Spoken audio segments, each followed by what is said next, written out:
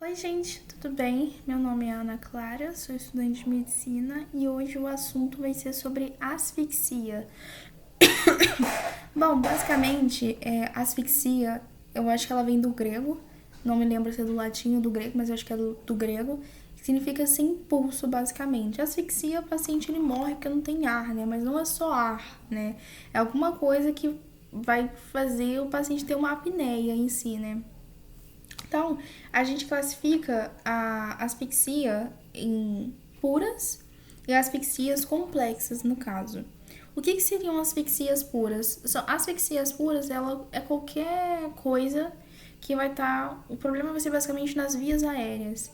Então, o paciente, por exemplo, pode ser afogamento, que vai entrar água pelas vias aéreas. O paciente, falta de oxigênio, alguém pode pegar e tampar a boca do paciente, tampar o nariz, então tem uma obstrução, sabe? Então o problema vai ser em si nas vias aéreas. Então a asfixia pura foi o que eu falei, ó. O mecanismo é respiratório, o problema é nas vias aéreas, pode ser afogamento, pode ser soterramento, pode ser substituição por gases irrespiráveis. No caso, por exemplo, já viu o filme Midsommar? Acho que é assim que se fala o nome. Em que a personagem principal, a irmã dela, né, desviveu. A irmã dela desviveu. Ela e os pais dela botando eles. Tipo assim, ela trancou, não se trancou na garagem, mas fez que todo mundo respirasse o ar tóxico do que sai do carro, sabe? Então seria mais ou menos isso, você respirar ar tóxico. Muita gente, infelizmente, se mata se trancando na garagem e deixa o carro ligado e todo aquele oxigênio presente dentro do ambiente da garagem em si se vai e fica só gases tóxicos e você respira aquilo, você acaba morrendo, né? Então pode ser essa substituição por gases respiráveis, pode ser por afogamento, né, que eu nem havia citado, pode ser por soterramento, o paciente fica soterrado, ele acaba inalando partículas que não são respiráveis, né? Por exemplo, tem lá a imagem no slide, apresenta um cara em cima de vários grãos, sei lá que grão é aquele, se é soja, se é pólen, sei lá que bosta é aquilo. Mas em cima de vários grãos, e aqueles grãos vão supor que aconteça de cair em cima de você. Eles não são respiráveis, então a partir do momento que você respira aquilo, né, se ficar constante, você morre, né? Então é assim, basicamente, que seria asfixia pura.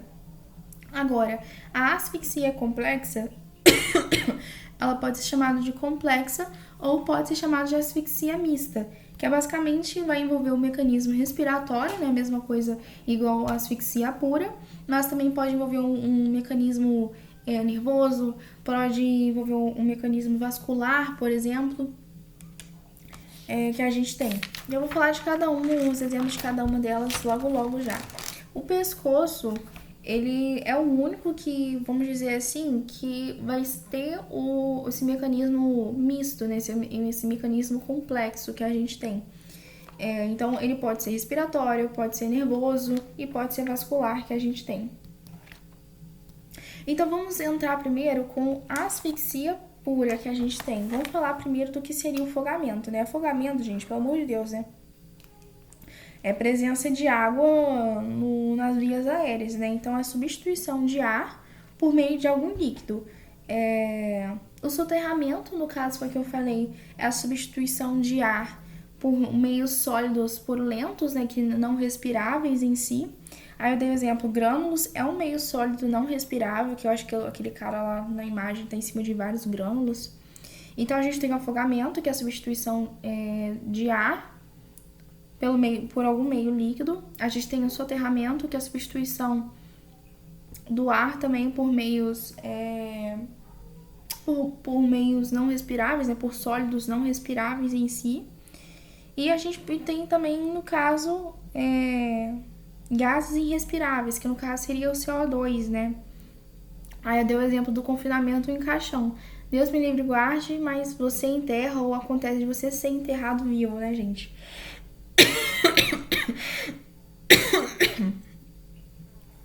Lá dentro do caixão é um ambiente fechado, não vai ter a troca de gases. Então você vai respirar todo o ar que tem ali presente. Aí no final você só vai estar jogando oxigênio Oxigênio não, gás carbônico não é respirável. Aí você respira aquilo, você fica tonto, até o momento que você fica inconsciente e você vai de base, né? Então pode ser o caixão, pode ser a garagem. Então, basicamente, esses gases irrespiráveis são lugares em que não há renovação de oxigênio, viu? Aí, a gente vai dividir o sufocamento. O sufocamento, existe 2 tipos de sufocamento. O sufocamento direto, o sufocamento indireto em si. O que seria o sufocamento direto? É justamente o ato de você ter a obstrução dos orifícios e das vias respiratórias por alguma coisa, seja um saco, seja um travesseiro. Já viu cena de filme que eu vou poupar o paciente, que ele tá muito mal, aí você pega o travesseiro, mata ele, entendeu? Não faça isso, gente, pelo amor de Deus. Entendeu? Então, assim, seria mais ou menos isso que seria o sufocamento direto. Então, a obstrução direta das vias aéreas. Novamente, seja por um saco, seja por um travesseiro, seja até mesmo a pessoa tampando assim, o nariz e a boca, sabe? E a sufocação indireta é basicamente um prejuízo que você vai ter na caixa torácica.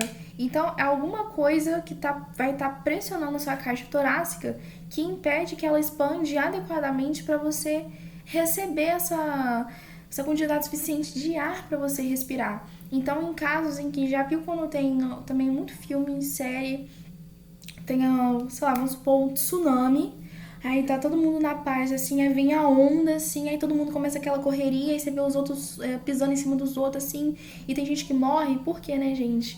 Vai tá pisando assim, vai estar pisando toda hora, não vai ter como a pessoa respirar, a caixa torácica dela não vai estar se expandindo adequadamente, sem contar outros traumas que devem acontecer, né?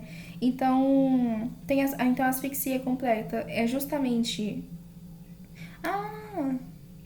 calma. Tô na sufocação indireta, aliás, me perdi. Então, a sufocação indireta é justamente esse prejuízo que você vai ter na caixa torácica, seja pisoteamento, seja eletricidade. Ana Clara, como funciona a eletricidade? Não sei. Seja uma fratura na costela, por exemplo, que pode causar, por exemplo, sei lá, um pneumotórax, né? Que aí você tem esse sufocamento, né? A pessoa tem essa sufocação. Então, novamente, existem 2 tipos de asfixia, que é a asfixia pura e a asfixia complexa. A asfixia pura é uma obstrução que você vai ter nas vias aéreas, o mecanismo respiratório, então o problema é nas vias aéreas em si. A asfixia completa, ela vai envolver tanto o mecanismo respiratório, pode ser também chamado de mista, o caso disso, né? Envolve tanto o mecanismo respiratório, envolve o mecanismo vascular, o mecanismo nervoso. Aí as asfixias puras que a gente tem o afogamento, tem o soterramento,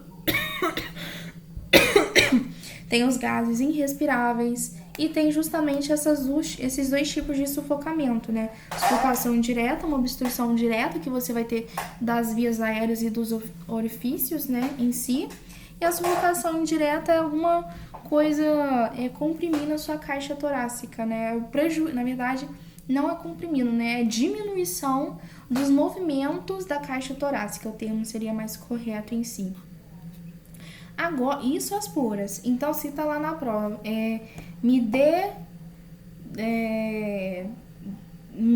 cite as asfixias puras pra mim. Então, a gente sabe que tem o enforcamento, tem o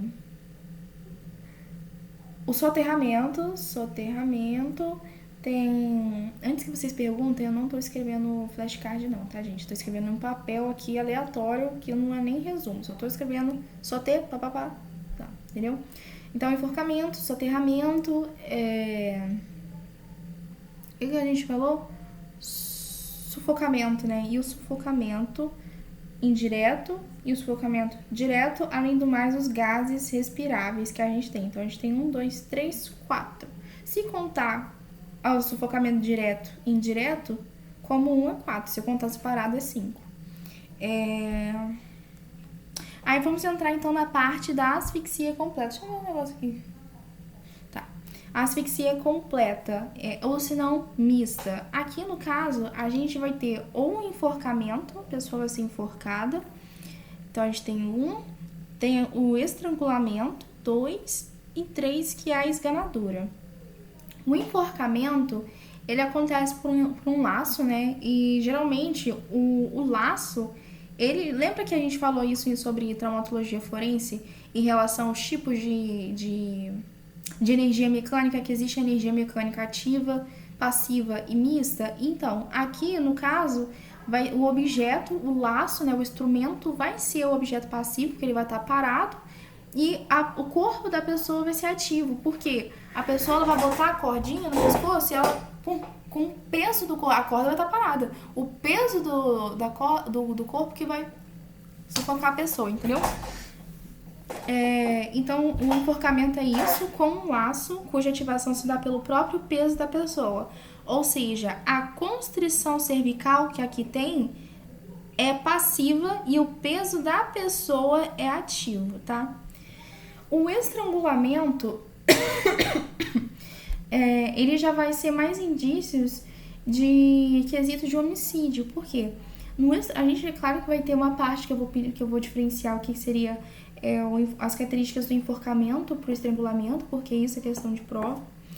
Mas basicamente o estrangulamento, você tem um laço, cuja ativação desse laço agora já vai ter uma força externa. É como se chegasse uma pessoa... Quer ver? Eu tenho um carregador aqui. Você quer a corda, né? Chegaria aqui assim, enrolou assim e pum, apertou. Se ato de apertar, então olha só, é um estrangulamento com um laço cuja ativação se dá por uma força externa, sendo a constrição do laço ativa. Aqui não é o corpo da pessoa que está fazendo a ação ativa, que é uma força externa que está fazendo a ação, e quem está fazendo essa ação e essa força que é ativa em si. Então, já tá aí umas coisinhas que a gente pode diferenciar o que seria um enforcamento de um estrangulamento, né, gente? E por fim, não menos importante, a esganadura. A esganadura é o ato de você pegar, enforcar a pessoa assim, isso aqui com a mão, entendeu? Então, sempre que falar em esganadura, vai ser sempre com a mão do agressor. Não existe esganadura com laço, tá? Toda vez que falar esganadura, é a mão do agressor. Então, geralmente, esse já é homicídio mesmo, né? Então, esganadura pelas mãos do agressor. O instrumento que faz a constrição cervical é a mão do agressor. E, geralmente, na esganadura, você vai ter a congestão da face, né? A face vai estar toda demasiada, as conjuntivas também vão estar. E cada tipo então, enforcamento, estrangulamento, esganadura, cada tipo vai deixar um tipo de lesão, sabe?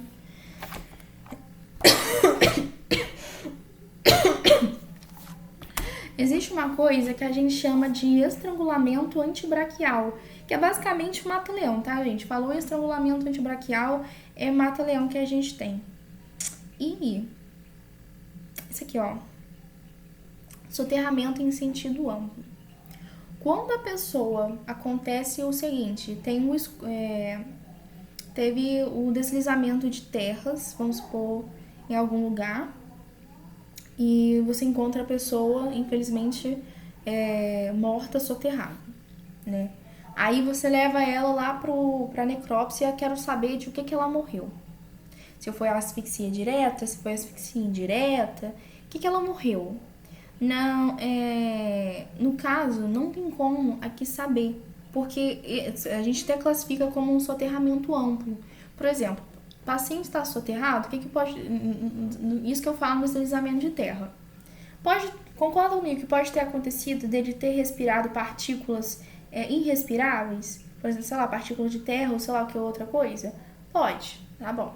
Pode acontecer de ter caído um escrombo, ou até mesmo o peso da terra diminuir a cavidade torácica, a expansibilidade da cavidade torácica dele? Ah, pode, né, Clara? Então tá bom. Pode acontecer, por exemplo,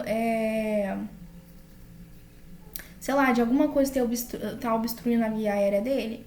Ah, Ana Clara, deixa eu pensar. Pode também. Pode acontecer, tá vendo? São várias causas que pode ter